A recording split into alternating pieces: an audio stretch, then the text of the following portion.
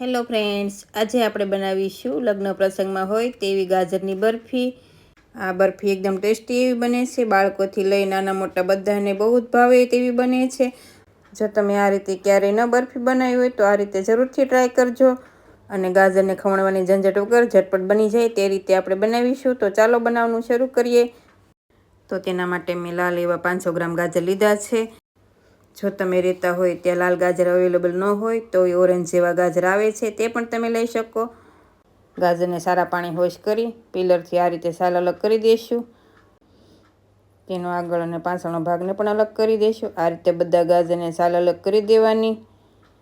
હવે ગાજરના આ રીતે નાના નાના ટુકડા કરીશું એટલે બ્લેન્ડ કરવામાં આસાની રહેશે। હવે તેના વચ્ચેનો પાર્ટ છે તેને પણ અલગ કરી દઈશું।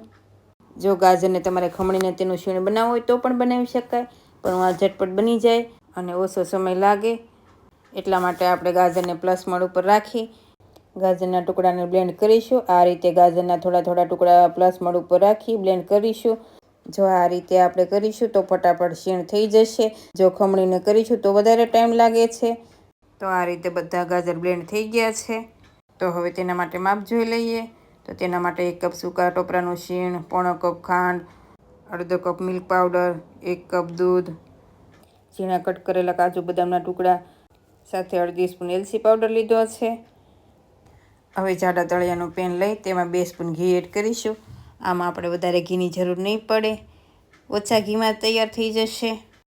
હવે ઘી ગરમ થાય એટલે તેમાં ક્રશ કરેલું ગાજર એડ કરી ગેસની ફ્લેમ સ્લો રાખી 4 થી 5 મિનિટ જેવું ઘીમાં સાતળીશું એટલે સરસ એવું સોફ્ટ થઈ જશે। હવે તેનું ઢાંકણ બંધ કરી 5 મિનિટ જેવું થવા દઈશું, વચ્ચે વચ્ચે ચલાવતા રહેવાનું। તો હવે 5 મિનિટ જેવું થઈ ગયું છે, ગાજર સરસ સોફ્ટ એવું થઈ ગયું છે અને તેનો કલર પણ પહેલાં કરતાં બદલાઈ ગયો છે, તમે જોઈ શકો છો। હવે મેં ગાજરને કૂક કરવા માટે 1 કપ દૂધ લીધું છે, પણ મેં ગરમ કરીને ઠંડા થયેલા દૂધને મલાઈ સાથે લીધેલું છે, કાચું દૂધ નહીં લેવાનું। હવે દૂધને ગાજરના શીણ સાથે સારી રીતે મિક્સ કરી ગેસની ફ્લેમ સ્લો રાખી 2 થી 3 મિનિટ જેવું ચલાવતા જશું એટલે દૂધ બધું ગાજરમાં એકજોબ થઈ જશે। હવે દૂધ બધું ગાજરમાં એકજોબ થઈ ગયું છે તો તેમાં પોણો કપ ખાંડ એડ કરીશું। વજનમાં જુઓ તો 200 ગ્રામ જેટલી એડ કરી છે। હવે થોડું શરૂઆતમાં ખાંડનું પાણી થશે, પણ આ રીતે 4 થી 5 મિનિટ જેવું ચલાવતા જઈશું એટલે ખાંડનું પાણી ગાજરમાં એકજોબ થઈ જશે।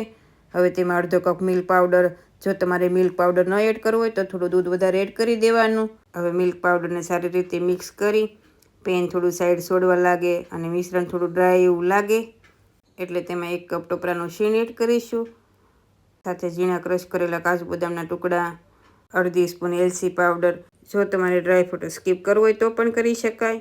હવે બધું સારી રીતે મિક્સ કરી ગેસની ફ્લેમ બંધ કરીશું। હવે બરફીના મિશ્રણને પ્લેટમાં એડ કરી તેને એક સરખા લેવલમાં કરી દઈશું। તેની કિનારીના ભાગને આ રીતે દબાવી 10 મિનિટ જેવો રેસ્ટ આપીશું એટલે મિશ્રણ ઠંડુ થઈ જશે। તો હવે મિશ્રણ ઠંડુ થઈ ગયું છે તો તેને આ રીતે ચપ્પુથી કટ કરી તેના પીસીસ કરીશું। જો તમારે આ રીતે પીસીસ ન કરવા હોય અને લાડુને શેપ આપવો હોય તો પણ આપી શકાય। આ બરફીને 10 દિવસ માટે ફ્રીજમાં સ્ટોર પણ કરી શકાય। તો તમે જોઈ શકો છો બરફી બનીને તૈયાર છે, મોઢામાં મૂકતા જ ઓગળી જાય તેવી।